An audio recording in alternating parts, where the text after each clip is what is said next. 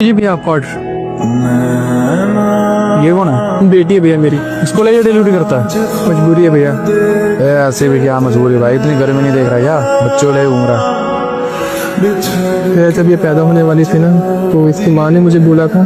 सुनो, हाँ मैं सोच रही थी कि टीचिंग का कोर्स कर लूं। तुम तो कमा ही रहे हो, मैं भी कमाने लग जाऊंगी तो सही हो जाएगा। और वैसे भी कुछ समय बाद तो हमारा खर्चा बढ़ ही जाएगा। हाँ तो कर लो, इसमें दिक्कत क्या है? एक दिक्कत है, क्या? 1 लाख तक खर्चा आ जाएगा।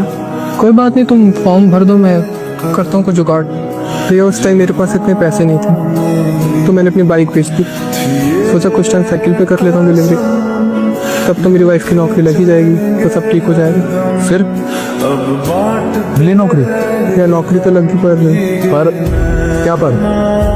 एक दिन जब मैं घर आया काम से तो मेरी बच्ची घर में अकेली थी और साथ में था एक लेटर। उसमें लिखा था, भरत, मुझे माफ करना पर मुझे एक कदम उठाना पड़ा। मैं शादी से पहले एक लड़के से प्यार करती थी। उससे मेरी शादी नहीं हो पाई क्योंकि उसके घर वाले उसकी शादी एक टीचर से करवाना चाहते थे, पर उस टाइम पैसे ना होने की वजह से मैं ये नहीं कर पाई और मेरे घर वालों ने समाज में बेइज्जती के चक्कर में मेरी शादी तुमसे करवा दी इस चक्कर में। और उस समय मैं ये जॉब नहीं कर पाई, पर अब मेरी जॉब लग गई है तो मैं उसके पास जा रही हूँ। तुम बच्चे का ध्यान रखना।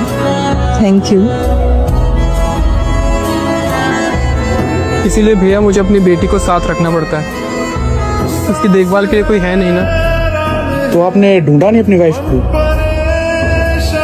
भैया मैं तो उसके रास्ते का सिर्फ एक मोड़ था, एक जरिया था उसकी मंजिल तक पहुंचने का। उसकी असली मंजिल हमारी खुशियाँ नहीं, उसका पहला प्यार था, इसीलिए छोड़ के चली गई। लेकिन मेरे चेहरे की मुस्कान मेरी बेटी को छोड़ दी, इसी के लिए करता हूँ इतना सब कुछ। मान गए भाई, हिम्मत वाले बड़े। क्या हुआ, इतना टाइम क्यों लगा रहे हो गेट पे? आ गया बस। वो भैया कुछ बात बता रहे थे, बहुत गलत हुआ इनके साथ। आसमान के सितारे नैना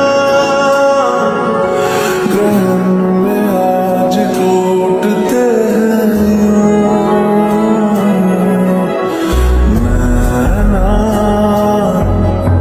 कभी जो धूप सेकते थे नैना